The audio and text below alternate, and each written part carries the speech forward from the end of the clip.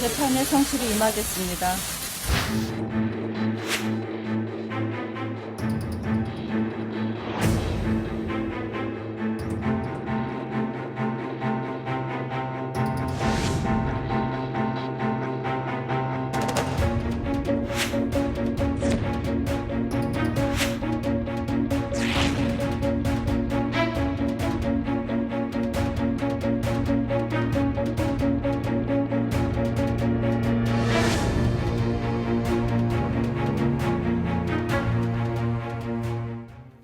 네, 오늘 조국 전 장관의 배우자 정경심 동양대 교수가 오전 10시 좀 넘어서 법원 영장실질심사에 출석했습니다.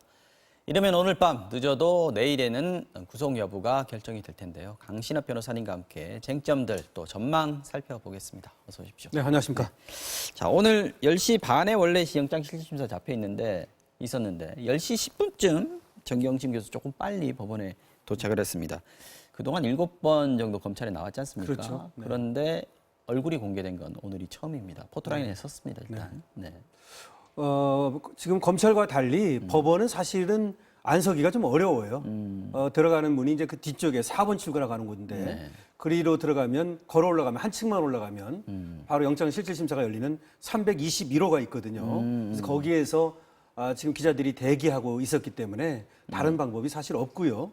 또 하나는 이제까지 그렇게 법원에서 영장실질심사를 받으러 오는 사람들을 비공개로 이렇게 들어오는 장면을 말이죠. 그렇게 또 협조해 준 적이 없어요. 그렇기 때문에 자연스럽게 공개가 됐다고 보면 되겠습니다. 지금 내리는 장면이 나오죠. 네. 다만 또 지금 사진에서는 얼굴이 좀 선명하게 찍혔습니다만은 지금 방송에서는 완전하게 이렇게 얼굴을 보여주지 않고 있는 지금 그런 형국입니다. 네. 지금 뭐 다른 생중계할 때도 보니까 얼굴을 가렸던데 저는 사실 왜 이걸 얼굴을 가려야 하는 건지 잘 모르겠어요. 글쎄요. 아직은 그렇게 보는 것 같아요. 무죄 추정의 원칙 이런 것들을 충분히 그것을 이제 활용한다면 또 그것을 생각한다면 그럴 수도 있는 것인데 어쨌거나 지금까지는 영장실질심사 나오는 그런 어떤 포토라인에 선 경우 그렇게 좀 가리는 경우는 없었죠. 정경심 교수 기자들 앞에서 또 한마디 했습니다. 네. 뭐라고 한마디만 딱 얘기했나요? 했죠. 네. 재판에 성실히 임하겠다. 이 말만 했습니다. 다른 말을 여러 가지 물어봤지만 여기에 대해서는 답변을 하지 않았고요. 바로 올라갔습니다. 네.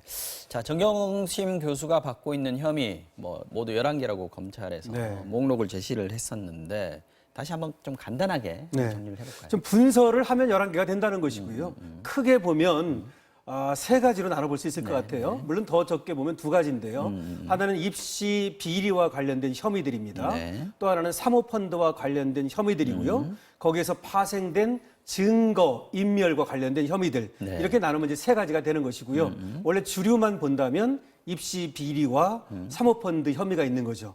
여기서 이제 웅동학원이라고 하는 것이 원래 처음에 대두됐던 거 아닙니까? 네네. 근데 그것은 이제 이번에는 이 영장 청구에는 들어가 있지 않습니다. 정 교수하고는 조금 그렇죠. 거리가 아무래도 있다. 조금 거리가 있는 거라고 보는 것 같고요. 나중에는 어떻게 될지 모르겠습니다만은 지금 이제 영장 청구서에는 웅동학원은 좀 빠진 그런 형국입니다.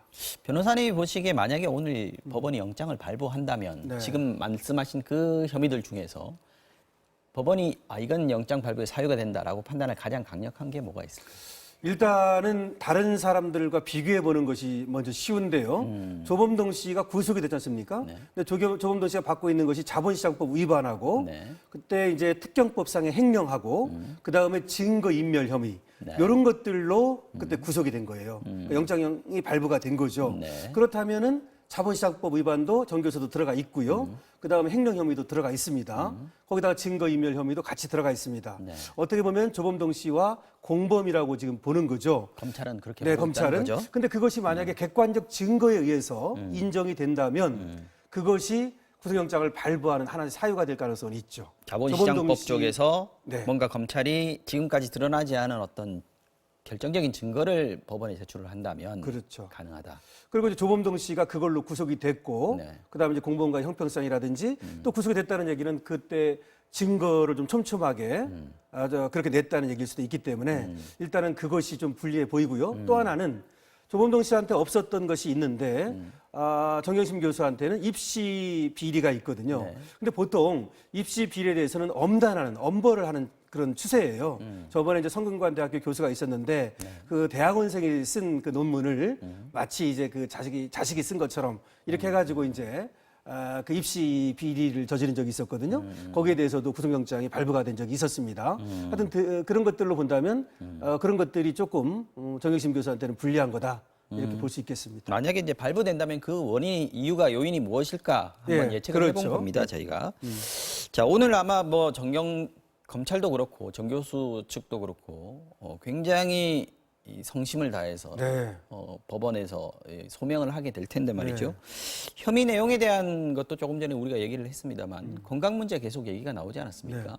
판사가 봤을 때 건강 문제 이 부분이 좀 영향을 미칠 가능성은 없을까요? 원래 그럴 가능성이 많다고 봤죠. 그런데 오늘 보니까 정경심 교수가 정면 선택, 정면 어떤 승부를 걸었어요. 무슨 말이냐면 오늘 나올 때 마스크를 쓰고 휠체어에 앉아가지고 소위 초췌한 모습으로 나오느냐 아니면 단정하게 그렇게 수수하게 나오느냐 이거였는데 오늘 옷을 입은 모습이라든지 이런 것들은 굉장히 단정하고 수수한 모습이에요. 그렇지만 뭐 마스크를 썼다든지 내지는 초췌한 모습이라든지 휠체어를 앉았다든지 이런 게 없거든요. 그렇다면은 건강 문제보다는 영장실질심사에 나와가지고 지금 혐의를 부인하고 있지 않습니까? 그래서 내가 구속이 되지 말아야 하는 이유 말이죠. 증거와 법리로 다투겠다. 그렇죠. 객관적 증거가 없다. 그리고 혐의를 부인하면서 왜 그러냐면 지금 18명의 변호인이 있단 말이죠. 네. 그다음에 처음에 14명이었습니다만 또 보강까지 해가면서 여기에는 지금 검사 출신들 내지는 또 법원 출신들의 그런 어떤 전문가들이 좀 많이 들어가 있고요. 이번에 또 4명을 보강까지 했고요. 그래서 어쨌든 법리로 그리고 사실관계로 따지겠다라고 하는 것이고요. 이렇게 본 데에는 아무래도 건강 문제를 들고 나갔을 경우에 그렇다면 뇌종양이나 뇌경색 이런 어떤 걸 입증할 만한 객관적인 자료가 있어야 되는데 그런 것들을 확보한 데는 좀 실패한 것 같고 또 그런 것들을 대비해서 검찰에서 말이죠. 뭐 CT라든지 나름대로 건강 문제를 들고 나올 경우에 방어할 준비를 철저히 했다고 그래요. 이제 그런 것들 때문에 아무래도 오늘은 정면 승부가 벌어지고 치열한 사실관계 다툼, 법리 다툼이 벌어진다. 이렇게 볼 수 있겠습니다. 지금 18명 변호인단 꾸린 것도 사실 좀 대규모라서 화제가 그렇죠. 좀 됐었는데 몇 면들이 좀 나온 게 있습니까? 예, 맞습니다. 지금 이제 아주 좀 소위 지금 서초동에서 상당히 그 이름을 날리고 있는 이런 법인이 들어가 있고요. 그다음에 이제 우리법연구회 출신 회장 출신이라고 하는 그런 이 변호사가 만든 것인데요. 이런 법인이 들어가 있는데 그거 말고도 이제 특검 출신에. 예, 그렇죠. 그다음에 그 부장판사 출신, 서울 고등법원 부장판사 출신입니다. 내지는 또 부장검사 출신 이런 사람들이 들어가 있어서 사실은 법리에 밝고 내지는 또 검찰과 법원을 잘 아는 이런 사람들로 변호인단을 구성했다라고 보면 될 것 같아서 변호인단은 상당히 신경을 써서 구성을 한 것으로 보이고 이것이 어쩌면 이런 겁니다. 이 변호인단이라고 하는 것이 굉장히 중요한 의미를 갖는데요. 왜 그러냐면 아무래도 이제 경험도 중요한 것이고 그다음에 법리에도 밝아야 되고 이런 것도 있고 그다음에 어떻게 전략을 짜가지고 뭐 밤을 새워서 준비를 했다고 그래요. 뭐 그런 것도 눈여겨볼 부분인데 우리가 알다시피 검찰도 엄청나게 지금 공을 들여서 지금 구속 영장을 친 거 아닙니까 소위. 그래서 검찰의 어떤 그 창과 방패의 싸움 이 창도 굉장히 날카롭거든요.